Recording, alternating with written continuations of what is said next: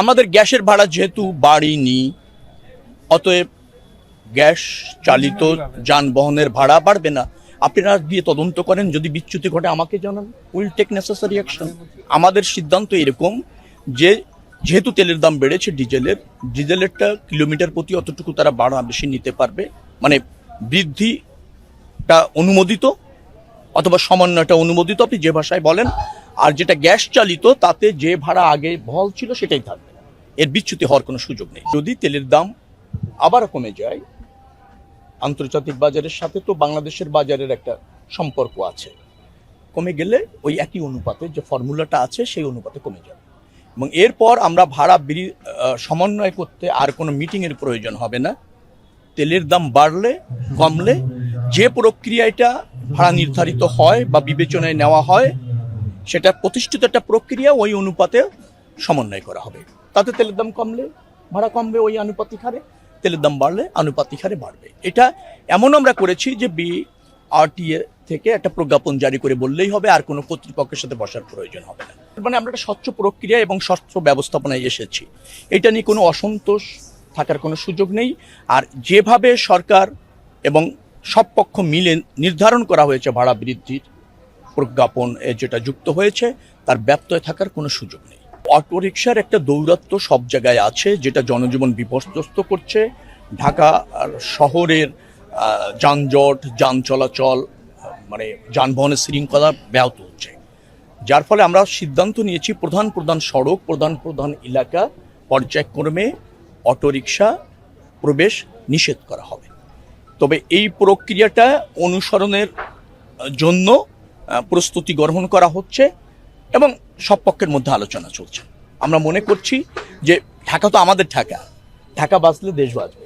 একটাই রাজধানী আমাদের ফাংশন করে, সব ব্যবসা বলেন, উদ্যোগ বলেন, প্রশাসন বলেন ঢাকা কেন্দ্রিক, যার ফলে ঢাকাকে রক্ষা করা আমাদের দায়িত্ব রয়েছে। এটা জনসচেতনতার প্রয়োজন রয়েছে। যারা অটোরিকশার একেবারে নিয়ন্ত্রণহীনভাবে ব্যবহার করেছেন তাদের সচেতনতা করার প্রয়োজন রয়েছে, তাদেরও আমাদের সহযোগিতা করার প্রয়োজন রয়েছে। পাশাপাশি সরকারেরও একটা দায়িত্ব আছে, মিডিয়ারও একটা দায়িত্ব আছে। আমরা এটার একটা সমন্বয় করতে চাচ্ছি, যেহেতু জরাজীর্ণতাটা এবং ধরেন এই সমস্যাটা বেশ বিস্তৃত, অতএব রাতারাতি যে কোনো সময় যে কোনো উদ্যোগ কিন্তু মানে একটু হবে আর কি, যেটাকে বলা হয় কঠিন হয়, যার ফলে যেটা নিলে সব পক্ষ এবং ঢাকা এবং বাংলাদেশের স্বার্থ অথবা ধরেন যে শৃঙ্খলা রক্ষা পায়, সেই জায়গায় আমরা একটু জেনে বুঝে ভেবে আলোচনা সাপেক্ষে যেতে চাচ্ছি। যার ফলে আপনারা, আমি আবারও বলতে চাই যে এই যে সমস্যা আপনি জর্জরিত, ওই সমস্যা আমি জর্জরিত, আমি তো এটার বাইরে না।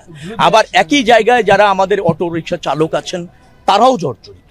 তো এর মধ্যে একটা সমন্বয় চাচ্ছি, যেটা সবাই একমত হয়, পাশাপাশি সবার স্বার্থটা রক্ষা হয়। একটা বিষয়, সেটা হচ্ছে তেলের দাম বৃদ্ধি নিয়ে একটু আসি পিছনে। প্রথম থেকেই সরকার প্রধানও বলছেন যে বাড়াবে না, শেষ পর্যন্ত আসলে বাড়াতেই হলো।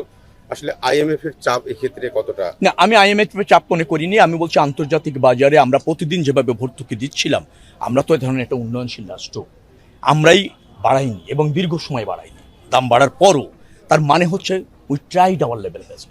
কিন্তু দেখা যাচ্ছে যে পাচার হওয়ার একটা সম্ভাবনা থেকে যাচ্ছে। তারপর ধরেন ভর্তুকির মাত্রা যেভাবে বাড়ছে, আন্তর্জাতিক বাজারটা কবে নিয়ন্ত্রণ হবে বা স্থিতিশীল হবে সেই ধরনেরও সিগন্যাল পাওয়া যাচ্ছিল না, কোনো নিদর্শন দেখা যাচ্ছিল না।